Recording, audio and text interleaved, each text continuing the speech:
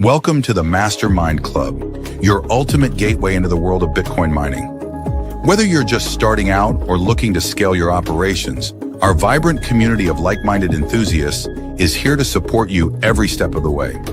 Join us for weekly sessions led by industry pros, where you'll exchange ideas, brainstorm strategies, and stay motivated on your mining journey.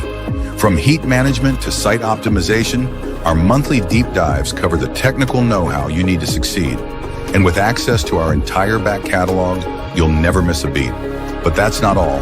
Our members enjoy exclusive one-on-one sessions with veteran miners, plus direct access to special pre-sales and insider opportunities at Bitcoin Mining World. Ready to take your mining to the next level?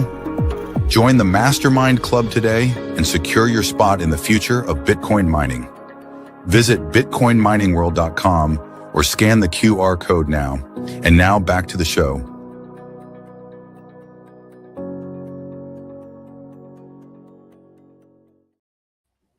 Welcome to MasterMINED. I'm your host, Joel Thomas, and today we've got a fascinating episode with Nicolas, who is the founder of Constellation Heating. He's going to be teaching us a ton today about power markets, utilities, Bitcoin's role in the energy grid, and so much more, which is going to be awesome. I think we're going to learn a ton today. But before we get into that, there's a couple things I want to mention. First off is we have a very cool opportunity here for a hosting site in Idaho. If you are interested, you can see everything on the screen, but please hit up JJ and you can just hit that little QR code. So definitely check that out if that's something you're interested in. And also, if you want to get the best deals anywhere in the world on Bitcoin mining equipment, infrastructure, etc., all of the best deals are in Scott's deals on Telegram. So make sure you please hit the QR code, join the group, and keep an eye on that if you are looking to buy, sell, or anything that falls under that umbrella. So all of that being said, Nicolas, welcome to MasterMINED. Thank you so much for being here today. Can you please tell us a little bit about yourself and your background? Yeah. Morning, Joel. Thanks for having me on your podcast. My name is Nicolas. I founded Constellation Heating couple of years ago, 2 years ago, actually. And the idea of Constellation Heating was to, everything around mining, Bitcoin, and how to bring back mining into homes. So my background, I am a mechanical engineer, did that for over 10 years, work in oil and gas, refineries. So love to build stuff, repair stuff. And later in my career, I moved to finance because I wanted to know how those refineries or big infrastructure gets built. And so what I did is I worked for an investment fund who was doing energy infrastructure investment. So mostly gas utilities, electric utilities, and electricity projects in the United States. So basically that's what I've been doing for the last maybe 15, 20 years of my life. And now it's full-time Constellation Heating to bring back mining into homes. Amazing.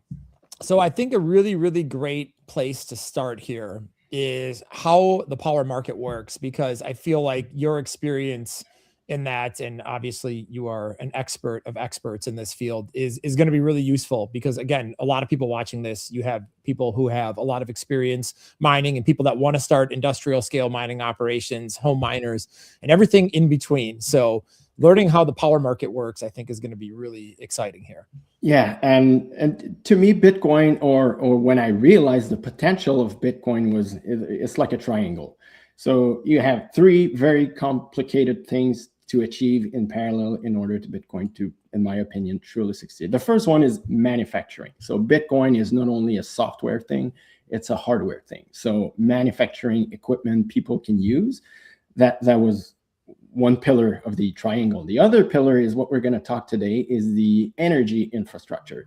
So earlier in my engineering career, I had no idea how the power market works, how really Bitcoin can integrate into those power markets. But, the last 5 or 6 years of my professional career was learning the pain points of utilities so we can, buy them or really understand how they work so we can, make a proper offer to buy them. So I really understood what their challenges were. And I was a Bitcoiner. Before all this, I was a Bitcoiner. And I realized that Bitcoin is the third, pillar where the energy market can really benefit from it. well, Bitcoin will benefit from it, but the energy market and the whole population can benefit from it.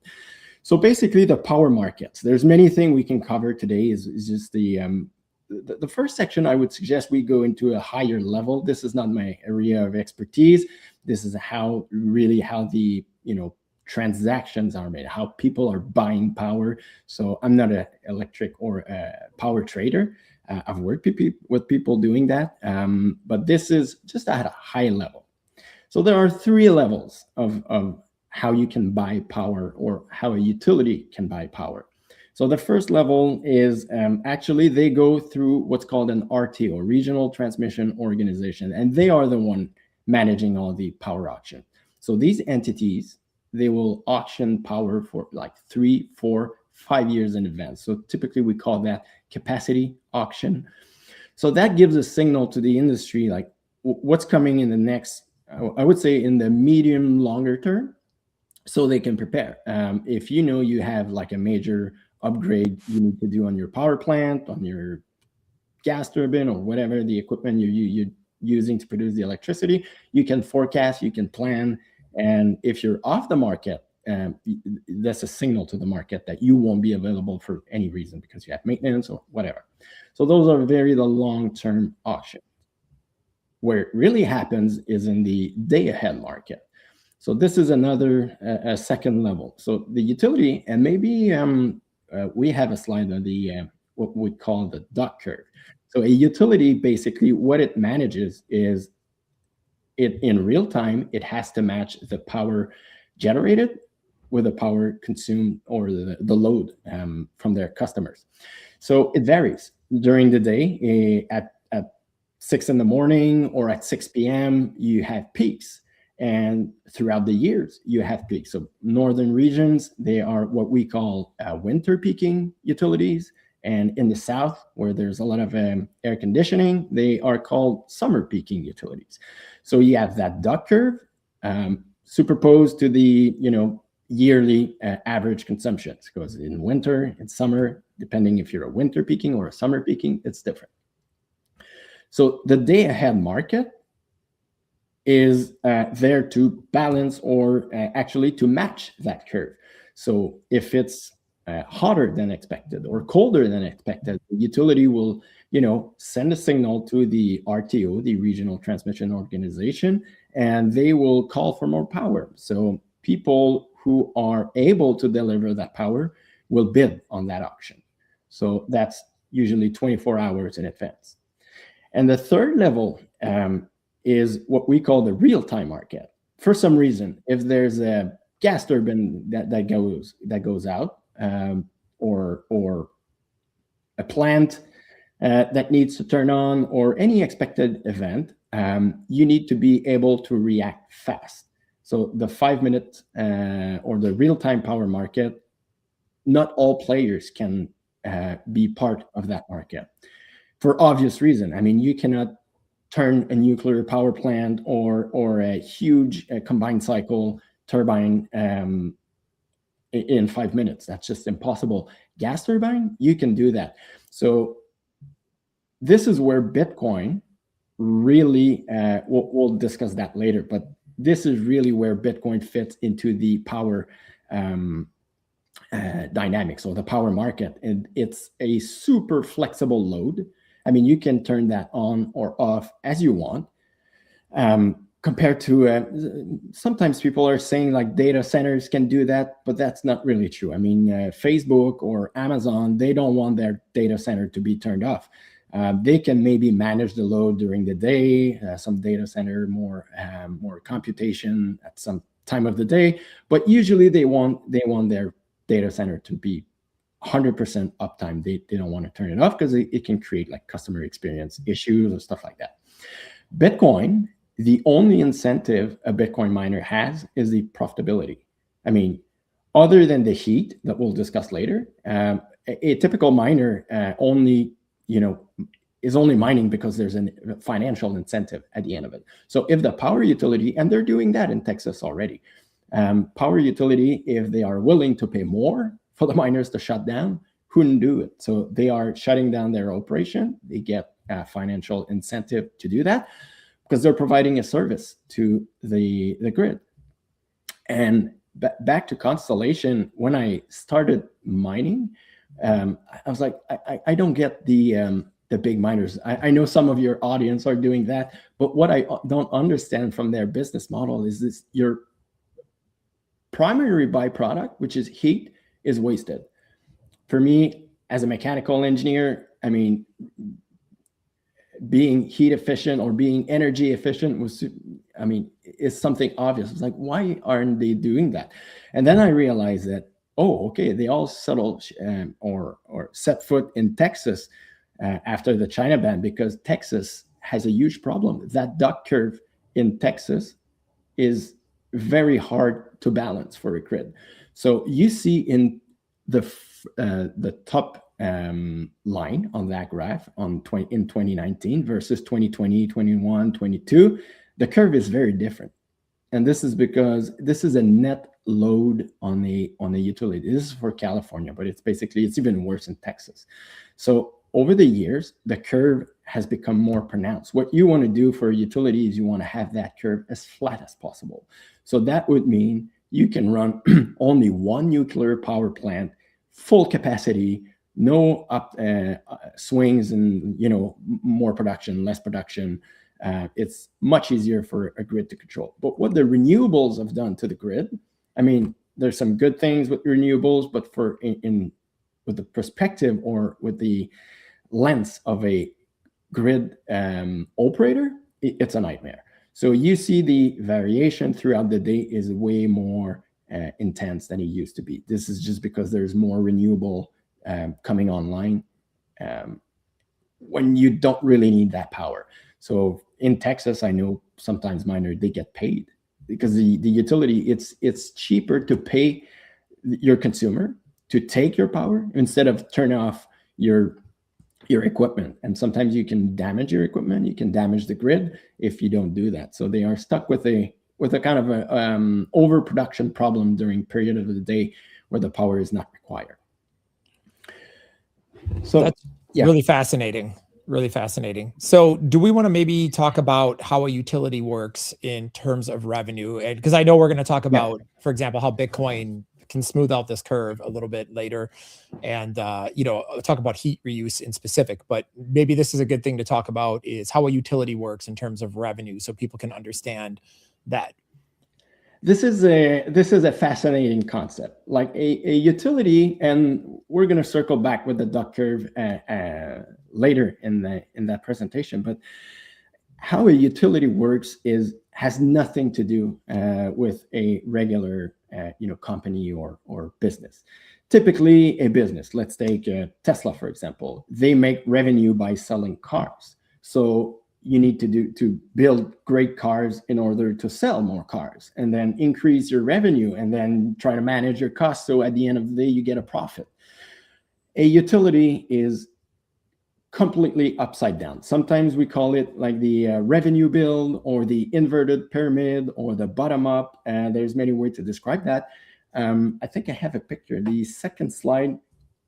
Let me pull it up here. Yeah. It's really going to... the third slide. Let's go with the third slide. Sorry about that. So a utility is granted a monopoly for obvious and not so obvious reason. I mean, if you want to keep your landscape clean, you don't want to have like 10,000 poles, or you don't want to build twice the infrastructure required, because the infrastructure is really expensive to build. So you cannot build, two sets of electric distribution systems. So how it works, the regulator will provide or will grant a franchise to a utility. So the regulator, every state has a regulator. They provide the utility the grant to operate that system. So they not only have to operate it, they have to maintain it, upgrade it. And so they are granted a monopoly, but that comes with a lot of responsibility and oversight from the regulator. So basically, in the investment world, I think most of the time utilities are considered like blue chip stocks, predictive or stable dividend yield, stuff like that. So, and there's a reason for that, because the regulator, if you see the second box in that formula up there in the slide, the second box, the rate of return or profit, is set in advance by a formula. So the utility doesn't have to improve like Tesla has to do. It doesn't have to improve their product or make sure they have like better cars than their competitors, because otherwise they won't sell any cars. It's not the same thing.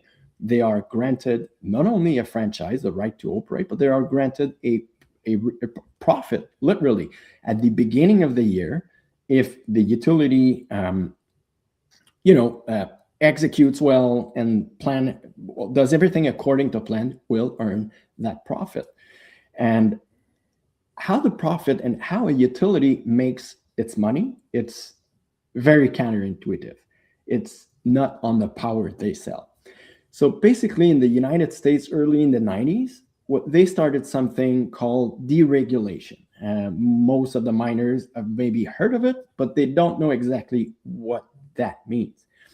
So a utility, what it is, basically, it's, I would say, most of the time, three things. It's generating power, it's a transmission infrastructure to bring that power from the generating site to the distribution site, and it's a distributor. So it connects the grid to the customer, the final step, usually in cities and more crowded areas. So when they decided to unbundle, as I mentioned, like 35, if I'm correct, I think 35% of utilities in the States are unbundled. That means that vertical integration, generating, transmission, and distribution, they broke that apart. So it's three things now. So you have independent power producer that will generate the power. You have transmission companies that will only do transmission projects, and you have the utility. So the utility distributes the electricity. And when I joined the gas utility or the investment fund, I couldn't understand that the utility or the gas utility or electric utility is not making money with the electricity it sells to the customer. So it's what we call usually a pass-through cost. So in a bundle utility, that would be part of the cost of service, the first box in the formula up there. So cost of service is everything the utility has to buy. So they have to buy their power, and it's a pass-through. They are buying it and they're selling it to the customer. They don't make any margin. They're not allowed to do any margin on that.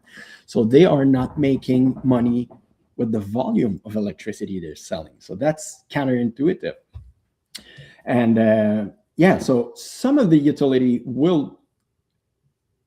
are still what we call bundle. So they are vertically integrated. They do generation in Quebec, where I live.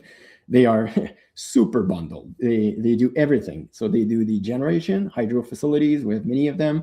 They do the transmission, and they do the distribution as well. But again, they will charge the customer based on a kilowatt hour consumption, but they're not making money. The money they make, or they're allowed to make, is on the formula on the slide. It's what we call the rate base with the equity thickness multiplied by the return on equity allowed. So let me explain what that means. So the profit a utility can make is solely based on the assets they manage. In the industry, we call that a rate base or rate asset base sometimes. RAB, the acronym RAB.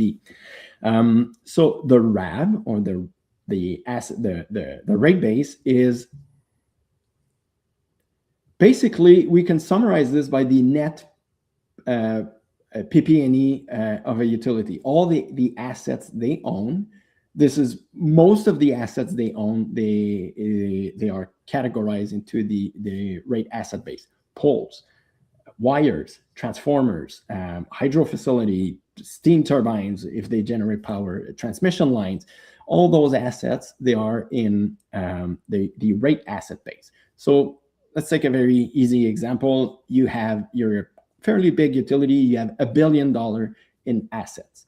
So what the regulator does, first of all, it will allow you to build more, because we know accounting terms, every year you have depreciation. So you need to replace that depreciation with new assets that you're going to build or maintain, and so that you will increase your asset base. So the regulator tells the utility, yes, you can build a new project. It makes sense. Let's say a new transmission line, another $1 billion that will be added later on your asset base. So profit equal the rate base. That's what we just explained. So basically is the net PP&E on your balance sheet for a utility, times the equity thickness. This is a term really from the industry. So equity thickness, it's basically the capital structure of the utility. So the capital structure, basically it's debt or equity. And because utilities are somewhat highly regulated, they must be stable. You don't want a risky utility, because the implication would be too great. Like there's a monopoly, so they rely on their electric distributor for power. So they are regulated, so they cannot YOLO and leverage 95% or that kind of stuff. So basically, rule of thumb, it's 50-50. So the capital structure is 50% equity, 50% debt. So what that means is the rate base, all the assets that the utility owns, have been financed through equity and debt, 50-50. So the equity portion, they are allowed to make a return on that. And that's the last term of the equation, the return on equity allowed. So every year, or usually every 1 or 2 years, the regulator will tell the utility, you've done good or you've done bad over the last couple of years. The project you've submitted, you executed well or bad, and based on the behavior of the utility and based on the investor friendliness of the regulator, they will allow you a return. Typically, it's between 9 and 11%, depending on projects or utilities. So the profit is you have $1 billion in rate base times 50%, let's say the rule of thumb, the equity thickness, so the equity provided by the investors. So that's 500 million times 10%, so that's 50 million, the return on equity allowed. So the utility is allowed to make 50 million in profit this year. So this is the starting point for utility. Usually for any other companies, this is the ending point, the profit.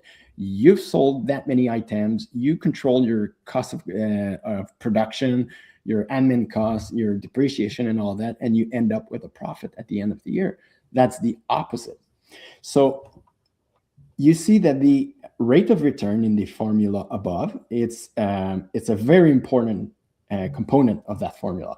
So there's a cost of service, which is like any other company, staff, cost of goods sold, admin expenses. So that's cost of service. You can have fuel and some other things very specific for utility. You add the rate of return, which is the profit we just mentioned, like 50 million in our case. You add depreciation, tax charges, and that gives you the revenue requirement. So now the regulator tells the utility, you're allowed to charge your customers in order to make that much revenue, because we're allowing you to make a profit. And now, how can you charge a customer? Well, that's the line below, the second line. So basically, the starting point is the revenue requirement, and we can simplify it. Let's say all customers are equal: industrial, residential, commercial, they're all equal. So basically, if I'm allowed to, let's put an example. Cost of service, 500 million, my profit, 50 million, depreciation, tax charges, let's say my revenue requirements is, let's say 200 million. Then I divide that by the volume of my, the power load or the consumption of my customers. And that basically gives me the rate I need to charge them. So the regulator will most of the time give freedom to it still has to be approved, but we'll give freedom to the utility to build a tariff grid that we call. So the tariff grid is, of course, if you're in industrial and you consume a lot of power, there's not only, there could be political implications or political reasons why you want to give cheaper rates to big industrials. You want to bring, economic activity in your area or any other reason. So basically, the customers are segmented into industrial, commercial, and residential. And unfortunately, usually the residential rate is the highest amongst the three. So all that to say that the revenue model of a utility is flipped completely upside down. And very few people know that. And so it's super interesting. So the volume of electricity that transits through a utility, the only impact it has is basically it can lower your rate. So the higher the volume for the asset base or the rate base, or we can call that the energy infrastructure put in place by the utility, the higher the consumption or the electrical volume through that infrastructure will minimize your cost. So my theory is that Bitcoin, if we go back to the duck curve, Bitcoin can really help lower the total cost or the electric rate, should I say. Why? Because in a perfect world, imagine a flat horizontal line at the top of the duck curve. So it's not a curve anymore. It's just a flat line. So this allows two things, actually, probably way more than that, but two major things. The first one is we're kind of stuck with renewables now. Not that it's a problem, but for a grid operator, it's complicated. It can be it's a big challenge. So we have renewables that really fluctuate the grid, but the idea is to, like I mentioned before, if you can have like one big power plant that never turns off, this is the cheapest power that can be produced. It's 5 times, 10 times cheaper to produce power with a nuclear power plant than it is with a wind turbine or solar panels.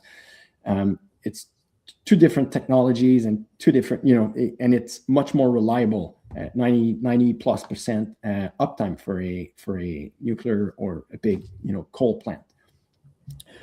So if we can imagine also a very important thing with that duck curve, all your system, all your energy infrastructure is built to withstand the power consumption of the worst day and the worst part of the day through that worst day. So let's say you're in northeastern United States. It's middle of January or February, very cold day, minus in Fahrenheit, what would that be, like -5, -10? I don't know, but in Celsius, let's say it's -20. Very cold at 6 p.m. So your grid has to handle that load. So you can imagine, it's like the analogy I always make is like we're building a 10 lane highway, but most of the time we're using only 2. Once or twice during the year, we're using the 10 lanes. And, if you still draw that, flat horizontal line on top of the duck curve, all the area under that flat line is wasted potential from your energy infrastructure. It's like the infrastructure is there, it's built, people are already paying for that because the regulator approved it. And why can't we do something about it? How can we maximize that? So, since I was a kid, I've been told like energy efficiency, power is expensive, and that's right.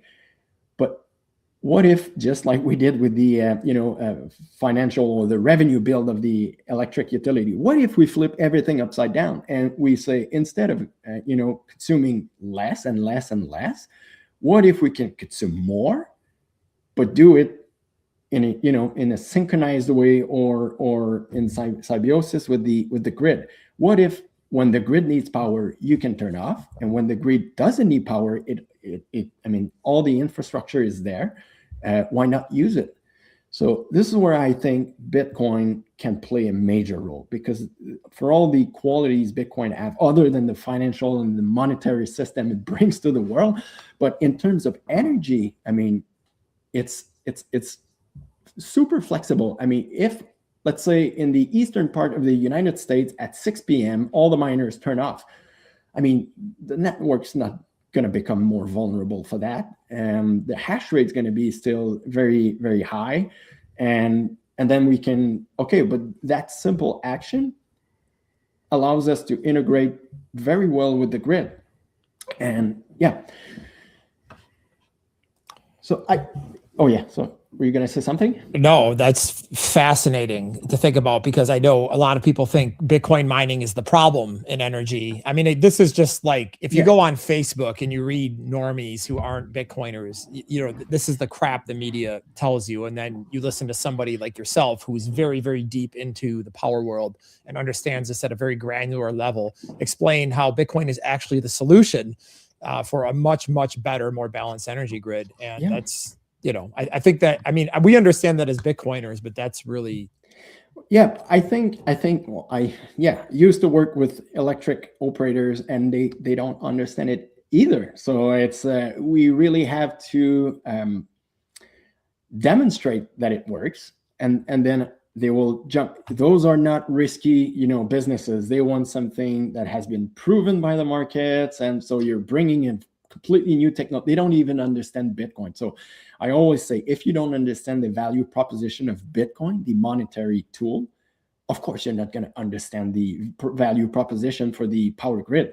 I mean, the base layer, you don't even believe in Bitcoin. So how can you believe that Bitcoin can solve your most important problem, which is a very big problem for a utility to balance that?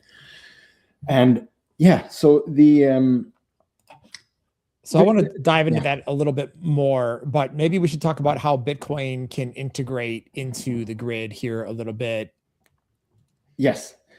So in order, so why the utilities have been, you know, denying miners before, and they did not in Texas, is because in Texas, they when the miners set up their, you know, mining operations in Texas, they did that in conjunction or by having discussion with the grid operator, ERCOT, and which is not the case for every other places or location. Typically, the miner, they rent a big, you know, warehouse. They put millions of miners in there, and they just take huge load, power load.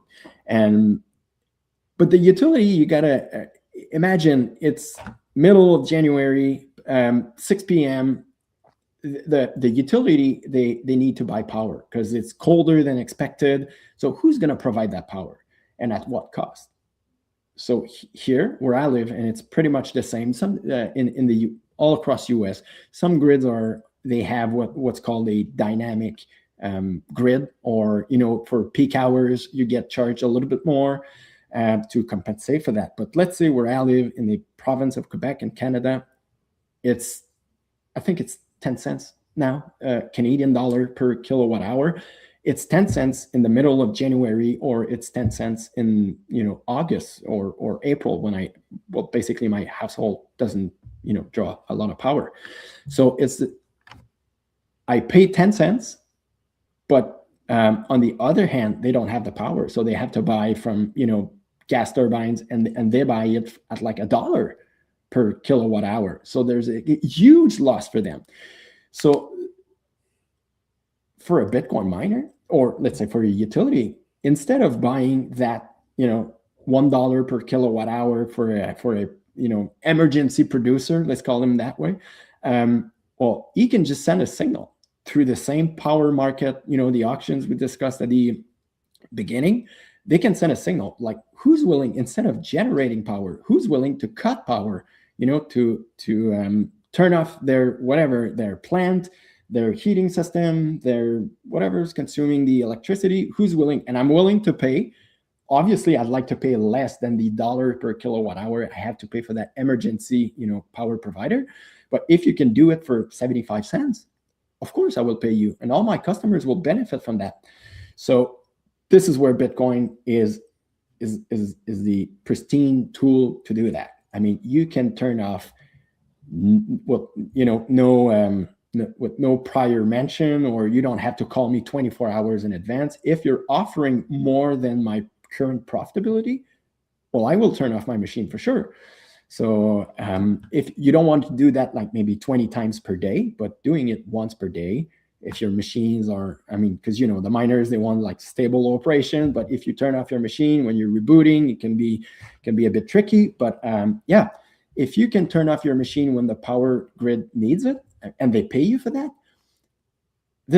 I like triangles. So it's the last, or it's more value unlocked from Bitcoin for the Bitcoin miners. So they get the Bitcoin by doing the mining, obviously, and getting the tokens. They do, with our systems, they reuse all the heat, so they don't have to turn on their, not AC, but their pool heaters or their hydronic system inside of their house. They don't have to turn that on, so you save a lot of money there. And then you can finally have like a financial reward for participating into the grid balancing ecosystem. So I don't know how to unlock more value with Bitcoin than that, but it's I think it's my personal opinion that the typical business model for miners, like big warehouses, it won't survive this, because the customers now, they have a fundamental reason, not only the Bitcoin, but they need the heat. So is the heat my primary product? I don't know. Heat and Bitcoin. If there's no heat, the Bitcoin makes no sense. If there's no Bitcoin, the heat makes no sense. So they work together. And I think for residential heating, this is a tremendous opportunity for Bitcoin to thrive. If we convert like comfort heating, I think it's like 1% of the comfort heating in the United States, we double the hash rate of the network. So we're doing like, it's not 2 birds, 1 stone. It's like 10 birds, 1 stone. So we balance the grid. We help Bitcoin thrive, get more secured. And it's another thing. At my house, I operate my systems in my house. I get paid every month to heat my house. So who can claim that? And if you don't understand Bitcoin, obviously I keep the Bitcoin, but if I would sell a small part of my Bitcoin to pay for my electric bill, I would still be net positive. So, and for now, I'm not already generating revenues from the grid balancing system, because we're working on this. We're starting to integrate with RTOs in the United States that are friendly to Bitcoin. I would say yes and no. They're very open to the idea of having grid services of all kinds. Let's put it that way. And they do not discriminate Bitcoin. They don't encourage Bitcoin, but they're open to the idea. So they are, of course, ERCOT is very friendly to the idea of Bitcoin. They already work with Bitcoin miners. But you have some like PJM in the North, Midwest in the United States. They are open to work with Bitcoiners for that kind of system. And once you pool, so the idea of bringing back that what the big miners are doing inside homes, this is a challenge we're trying to solve. One thing that you said that was interesting to me when we were kind of talking yesterday off, just preparing for this, is the idea, I think you've clearly made the case that you can use Bitcoin mining to really just, become the capacitor or the battery for the energy grid and smooth it out. But one thing that we were talking about was like specific ways that can happen. For example, you said maybe smart devices can be leveraged together. Yeah. You need to sync them with the grid. Do you want to maybe talk about that? Absolutely. And this is where the fun starts. Typically, a utility, they run all kinds of programs. Well, of course, they do have an energy efficiency program, but the duck curve, they know it's a problem. They're trying to solve it. And how they try to solve it is typically they would, talk to their biggest customers and offer them discount or, so they can, I think they call it like interruptible. So if any event happened, do you mind if I just, cut the power off so I can save on? So all those kinds of strategies. But when it comes to residential, it's very hard, because residential, we're not big, power consumer. I mean, yes, in Canada, where I live, most of the heating is electric. So yeah, it's a fairly, it's a medium load, I could say. But it won't make a big difference. So what they're doing is they're selling you, or they're giving you smart, appliances like water heater or smart thermostats. So what they do is they have the platform to aggregate all those smart thermostats like deployed on their territory, on their distribution territory, and then they can control your thermostat remotely to help flatten that duck curve. But the thing is, they have so much leverage when they are providing the platform. They are providing all the infrastructure for that. So they give you literally pennies for all your efforts to try to flatten that duck curve. So here, I think they give, at the end of the year, I think it's like $50 that they give you in like incentive or rewards for doing those challenges during the peak periods throughout the day.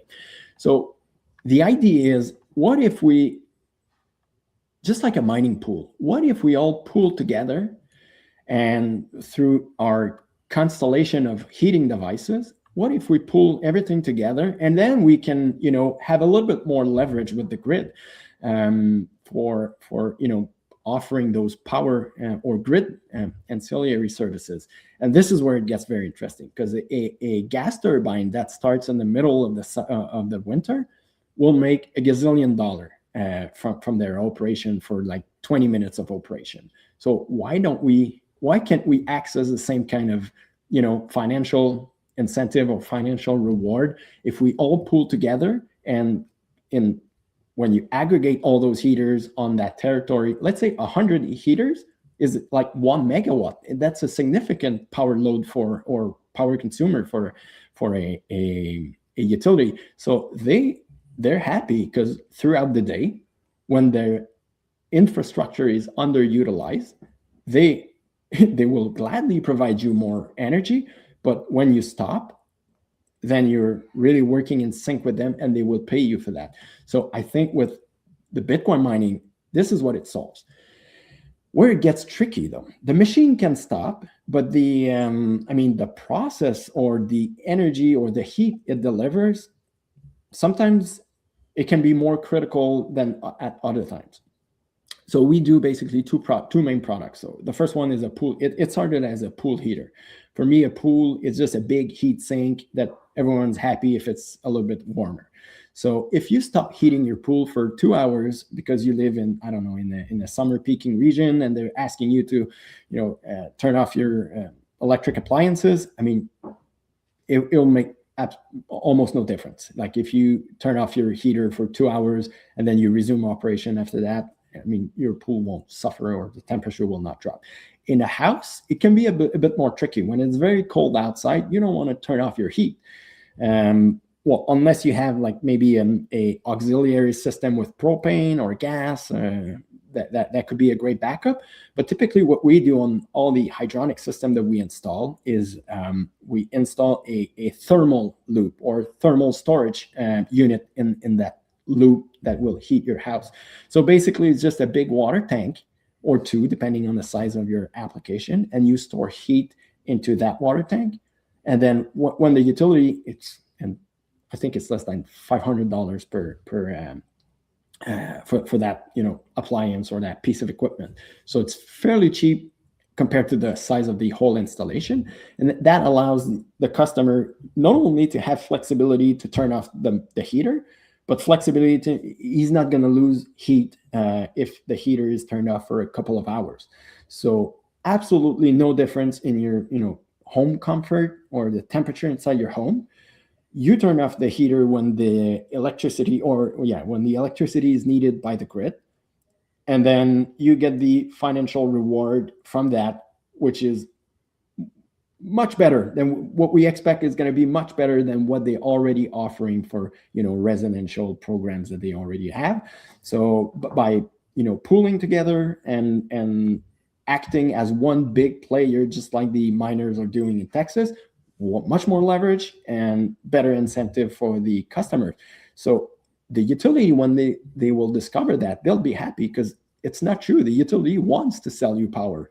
They make, well, actually, they don't make, like we said earlier, they don't make money with the power they're selling you, but the rate they charge you is divided by the total volume. So we, back to the equation, we know the required revenue for the utility divided by the second row, by the total energy, the electric load. That's going to give you a rate. And if they can offer you low rates, it's a virtuous cycle, because the regulator, if you go to the slide number 2, because the regulator, what it's going to, it's again, it's a triangle. If the regulator will allow you, the utility, to invest in its infrastructure under the condition that the rates are not increasing too much, because otherwise the utility would, okay, you if there's no regulator, and no matter how I'm rewarded, financially rewarded, if there's no regulator, they're going to build an oversized grid, and they're going to charge their customer whatever they want. So it's always an equilibrium. So if you have higher volumes, that means lower rates. That means, because remember, the utility is a fixed, at the beginning of the year, they know what their revenue are going to be. So if you divide that by a higher volume, that means lower rate. That means a happy regulator, because the customers are happy. The utility will be happy. So it will allow the utility to increase their investments more than they would do normally, because the rates are low.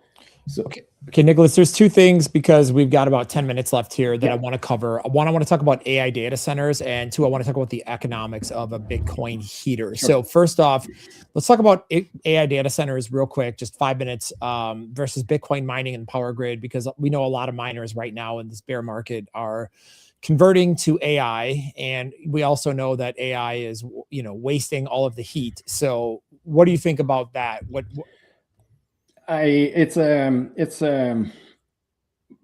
Commercial miners are facing like a big kind of a tough environment right now. We know the hash price has been low for 2 years now, since the halving. It's been a tough environment. We've seen progress on the equipment side, but it's nothing revolutionary that would change their business model. They're wasting the heat. So the AI infrastructure, it's not only a matter of capital. When utilities, I've worked with the utilities that have struggled building a transmission project for 15 years. So they're buying developers, the developer go bankrupt, they buy them again, and it's on the regulatory framework, it's very difficult for utilities to operate. So now the AI data centers and the big AI firms, they're getting familiar real quick with the utility world, but it's not the same thing as move fast, break things kind of technology industry that they are used to operate in. Now they got to work with real world constraint and regulation permits, and it's not happening. There's no way the AI infrastructure is going to get built in time for all the promises made to investors. So what's happening and it makes sense. What are their options? I think Elon did that in Tennessee. He bought like a huge facility that was already built. Electrical connection was there. So XAI moved in, and the day after they moved in, they were almost operational. So what the big AI companies are doing is like exactly the same thing. So where are the locations that the power infrastructure is already in place, no permitting required, and the big miners, the Bitcoin miners are their target. So more and more what we're seeing is like, boards pivoting or those big mining companies pivoting to, they call it sometimes a hybrid model or full AI model. I think was it Compass? I can't remember, but one or two have made like different pivots, like either hybrid, Bitcoin and data center, or totally data center driven. And that makes sense. the promises the AI company makes to their investors are so enormous that they need to deliver. And the only way they can deliver fast, I think we're going to pay an extra dollar for renting that space. So that's good for us, for the mining, like the pleb miners or the heat punks. That's good for us. So that means it's going to be less centralized in warehouse, and hopefully with people or companies like what we do is like try to bring back mining into homes, because I cannot blame them. Yes, there's always a Bitcoin mission, but the fiduciary duty of even a mining company, a Bitcoin mining company, is return on the investment for investors.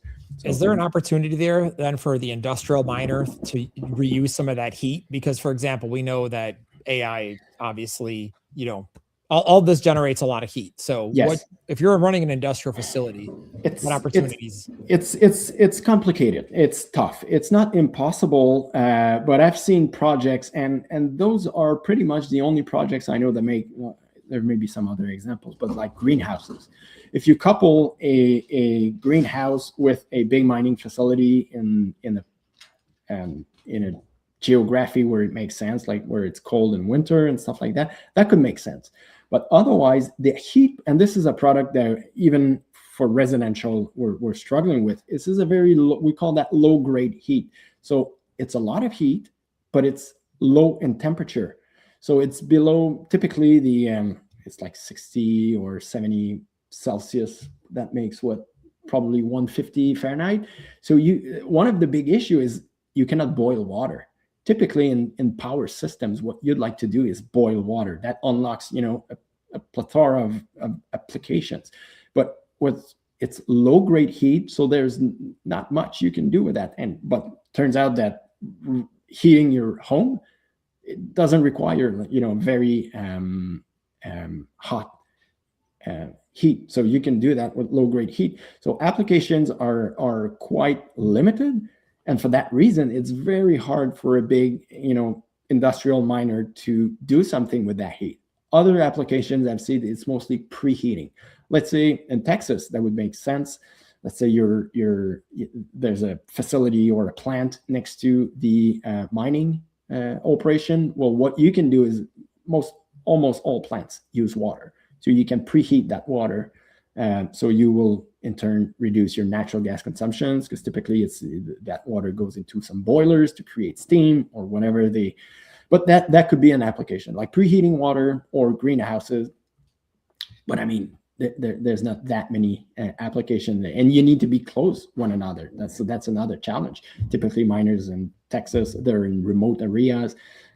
So that can be a challenge. It's not impossible, but the low grade heat generated by the miners is what's causing the problem. Mining equipment manufacturers, they're aware of that, and they're trying to increase the outlet temperature so you can unlock more application.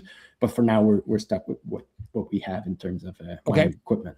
And the last thing I want to touch on here in a couple minutes is the economics of Bitcoin heating. For example, like profitability, install, maintenance. Like if you get like a Bitcoin, if you're a home miner and you want to do some heat reuse for your residents, what do the economics of that look like? How is the maintenance, et cetera?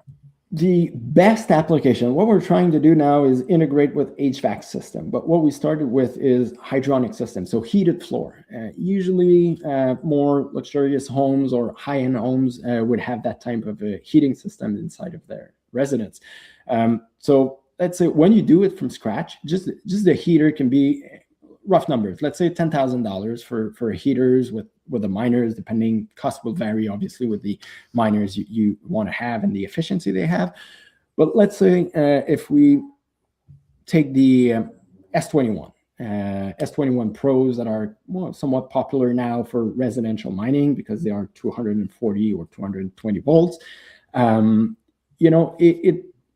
the machine itself will give you roughly, depending on your cost of power, roughly $10 to $15 per day in net profit. So that's not, it's pretty good. And you also have to consider the fact that you're turning off your current your heating device, which is going to save you another 20 or 30 bucks per day of electricity you would have spent otherwise. So combined together, I'd say between 10 and $50, depending on your cost of electricity, that you make in kind of net profit per day. So turns out that the payout of the equipment, usually it's less than 2 years. People, even with a tough environment like we have right now, the low hash price, typically within 2 years, you have full payback.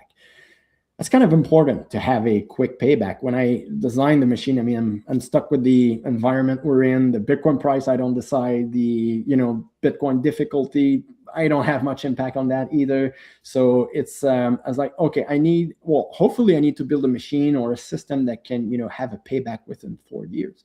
Because I was 4 years, those are the halvings, the reward, typically the new ASIC manufacturer release new hardware equipment every 3 to 4 years.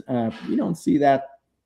It was maybe more obvious in the past, but all that to say that you need your payback within 4 years to make sure that you're going to cover your cost of the equipment, and down the road, if you want to maintain or simply replace for more, better miners, better Bitcoin miners, you can do that. But the fact that it runs in immersion, so people doing mining, it's typically not something they would do because it's more expensive, it's more complicated. You need extra hardware, pumps and coolers and stuff like that. But the beauty is with our system, it's all packaged. So it's like installing a pool heater. It's not plug and play, but once the installation is done, is just you start the machine and it starts hashing, and it's very convenient for the customer. So basically, idea is to get the payback within 4 years, to make sure you made your money, and if you want to replace your mining equipment, it will still be at a profit. But that's the pretty much the how we work with customers is. Okay, fantastic. I had one question in that somebody asked, and then we will wrap up. But so, if real quick, if a miner wants to approach a power company about setting up shop, like say they want to, get some containers going and they're developing a site, who would they talk to at the utility? Like where do they start? Well, they need to talk with someone from the power desk. That's one option. But typically, first thing you got to know is your utility bundled or unbundled? What that means is, are they generating the power or they are buying power from someone else? If they are buying power from someone else, then you have a second option. You can try to reach out to the RTO, which is, depending on the region, it can be PJM, it can be SPP, ERCOT, New England ISO, New York ISO. There's less than 10 in the country. So reach out to these people, and you're going to qualify under what's called we talked about it, the capacity auction. So you have a long-term forecast. You can negotiate a power purchase agreement with them. It's either with the utility or the RTO, but you have some agents as well that can do that for you. All right. And the last question here, Nicolas, is where can people find you if they're interested in doing some of this awesome home type heating where we can help balance out the duck curve and make everybody's life better? Balancing the duck curve. I like that. Of course, they can look on our website, constellationheating.com. It's been a while since we updated. We're about to release a new version of that heater. So a new design, a new application and control system. So that's very exciting. And of course, on X, my handle is BTC_grid. All right. Well, I want to thank you so much for coming on here. And real quick, like I said, if you want to get the best deals in Bitcoin mining, head over to Scott's Deals. And like I did say at the beginning of this webinar, we do have a great hosting site here in Idaho.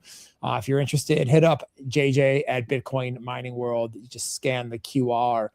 But other than that, again, Nicolas, thank you so much for coming on and sharing an incredible, vast depth of knowledge on the power industry. It's been fascinating. I've learned so much today, and I just want to thank you for donating your time. Well, thanks for having me on. It was a pleasure being here. And we will see you next time on MasterMINED. Thank you for joining us in the MasterMIND Club, your ultimate gateway into the world of Bitcoin mining. Whether you're just starting out or looking to scale your operations, our vibrant community of like-minded enthusiasts is here to support you every step of the way. Join us next week where you'll exchange ideas, brainstorm strategies, and stay motivated on your mining journey. Thank you for joining us and tune in next week.